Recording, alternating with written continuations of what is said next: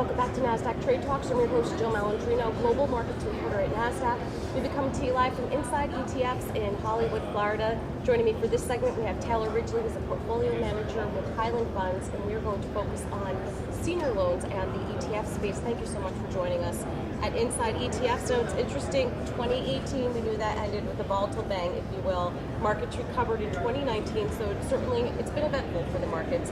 How have senior loans performed throughout this period of volatility? Yeah, so you're right. So to end 2018, you obviously saw a considerable amount of volatility across broad risk assets, driven by a confluence of factors, obviously none of which was probably, least of which was driven by the Fed's policy and it's turning from a little bit more hawkish to dovish, and loans certainly embattled some outflows. So they certainly experienced some meaningful outflows to end the year, but that has reversed.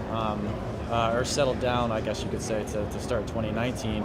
And it's interesting, people look at that very short period of volatility to close out the year, but the 10 months prior to the volatility that we saw at the end of the year, loans experienced considerable inflows. So we think there is this dichotomy of where people are a little bit maybe short-sighted in the volatility that they've been seeing across broader risk assets, and assuming that as a near-term reason to exit loan positions when there are still a lot of fundamental cases for the asset. I think you make a great point there, because for the past 10 years we're so used to seeing asset classes go in one direction, mostly to the upside. So you get that 1 or 2 month pocket of volatility, which, I mean, volatility is not even the right word. Up and down is the way the market's supposed to go, so you're just not used to seeing those kinds of pockets. But I think one of the big reasons that we've seen a return to risk on, if you will, is the FOMC and how dovish it's become.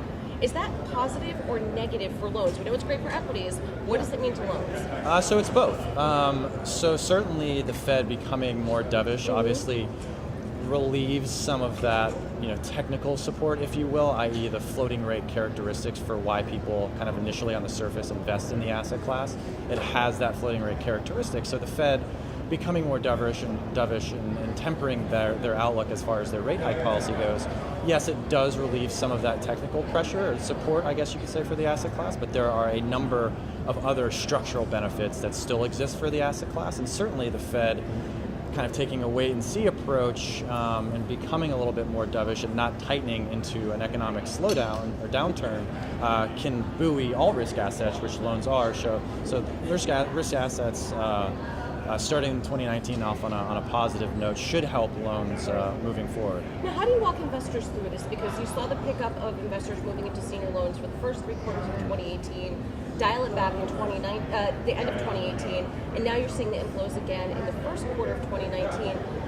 What do you tell new investors in the senior loan space? How do they navigate this? Yes, exactly. So I think there's a couple of misconceptions and narratives to address. The first of which is, senior loans have this, there is this narrative, as I mentioned, that exists, that all companies that issue senior loans or tap the senior loan market are these small, risky companies with poor balance sheets. And while certainly small private companies do tap the loan asset class, you certainly have your large brand name companies like Sprint and Dell Technologies and American Airlines also issuing senior loans. So that's a narrative I think that investors, newer investors, I guess as you put it, need to be aware of, that there is some justification behind the asset class. And two, I think with the Fed becoming more dovish, it is important to remember a lot of the structural benefits as to why invest in loans in the first place. So the fact that they are senior and secured within a company's capital structure, so default rates are at all-time lows.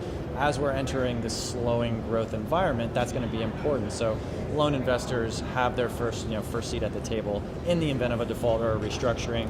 Recovery rates, although people are concerned about them falling a little bit based on historical norms or historical levels, entering a period of economic or slowing growth, even if they might be lower, they're still ahead of the table, or they have a seat at the head of the table, ahead of all other equity and debt investors as well. So, and that's not to mention the fact that loans have extremely low correlation to all other risk assets, and also offer a pretty attractive yield, even in the case that if you see some price weakness moving forward. All right, Taylor, thank you so much for joining us at Inside ETFs. And thank you for joining me throughout the day. I'm Jill Malandrino, global markets reporter at Nasdaq.